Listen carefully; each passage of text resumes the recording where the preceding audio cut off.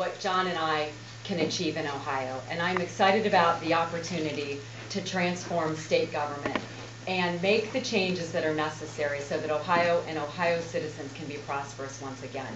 This is a great opportunity not only for John and I, but for the entire state of Ohio to once again be the state that we were many years ago when in Akron the rubber factories were up and running and Ohioans had jobs. When my son graduates from high school and college, my sons graduate, I want them to have good job opportunities, and that's really what this is all about. You mentioned that you have been speaking out against one-time money. I looked back at the numbers today, and it was something like $8 billion you thought that the whole would be. How does that dovetail with the plan to phase out the income tax, which would provide budget cuts as well? I mean, how do you dovetail those two? When several months back, as you recall, we ran what we called a sustainability analysis and determined and answered the question that many Ohioans were asking: what happens to Ohio when all of this one-time federal and state money is gone? And we identified that we could face a massive budget deficit of $8 billion. John and I have a mess, and we have a mess that we're going to have to take head on in January when we take office in 2011. And we recognize the challenge that's before us, but we also have the credentials and the accomplishments that speak to what it's going to take to transform government so that it costs less, so that we can create, or businesses can create jobs here in Ohio. Let me just speak to that for a second, because I think there's been some misunderstanding in the press about my program to, one, phase out the death tax, kill the death tax, frankly. And like I like to say, if you want to see a movie star, you go to Hollywood. If you want to meet a rich, successful, entrepreneurial, job-creating Ohioan, you go to Naples, Florida. I'll take you with me sometime. We'll go through the locker rooms down there and you'll see that. We know we're driving people out. Secondly, on the income tax, somehow people in the press assumed that I was saying we'd get rid of this in 1 year. I never said that. I said it was a phase-out process. And we don't know how deep the hole even is right now, because we don't have any independent budget office. We're just doing the best we can, using numbers that the auditors put together and drawing some assumptions.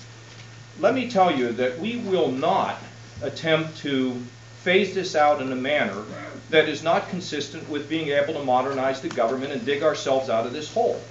But folks, you have to understand that when businesses make decisions about where they're going to be, if our taxes are up at, we tax one of the most aggressive states in the country, if our regulations are too onerous, people look at the state and they say, we're not going to go there. They're going to Indiana, they're going to Tennessee, they're going to Florida, they're going to Texas. Why? Lower levels of taxation. Look, I've been in business, and I know how business people make decisions. And if Ohio's costs are too high, they go somewhere else where their costs are going to be lower. So don't look at this program of reducing taxes as something that isn't going to be a positive thing. Because if we keep going the way we're going, there's less for schools, there's less for arts, there's less for health care. We're chasing our tail. If we can stabilize this government, if we can reduce this government in a responsible and modernizing way, throwing the politics out, and we reduce these taxes, you're going to read stories in Forbes magazine and the Wall Street Journal about, look what's happening in Ohio. It's a great place because we got great workers and a great tradition. One final point. When I became the Budget Committee Chairman in 1995, we had a 10-year projected deficit of $3 trillion and a $250 billion year deficit. When I left in 2000, with everybody saying you can't do this, we cut taxes on risk-taking and investment, which spurred the economy. Not only did we balance the budget, but we paid down $500 billion in the national debt, never been done before. And we were running a $250 billion surplus, and we had a 10-year projected surplus of $5 trillion. We can do it there, you can do it here, and we're going to do it the same way, and all that will lead to a more prosperous state. That's what we're interested in, and Mary's going to be front and center in getting us there. You've both been critical of the governor's use of one-time money.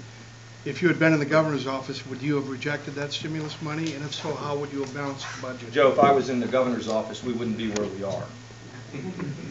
No, And look, no, I mean, I'm serious. I mean, don't ask me to, you know, he put the car in the ditch. I like to say, thank God there's a ditch, or he would have gone over the cliff.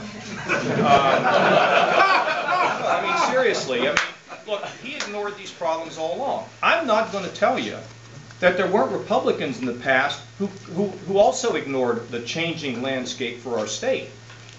But, you know, he got in there and he just was on cruise control, didn't frankly know what he wanted to do. This is not really about him. Look, people have already judged what he's doing. We're not doing well. This is now about the future. So, Joe, we're going to take every program, we're going to analyze it. Look, the best thing to think about is the past to determine the future. Do you know how he did when he was in Washington? And look how he's done here. Look what I did when I was in Washington, Joe. Not only balancing the budget, but I took on Republican interests like the Pentagon and killed the B-2 bomber and saved this country a ton of money. We had prosperity in those days, and we're going to have it here.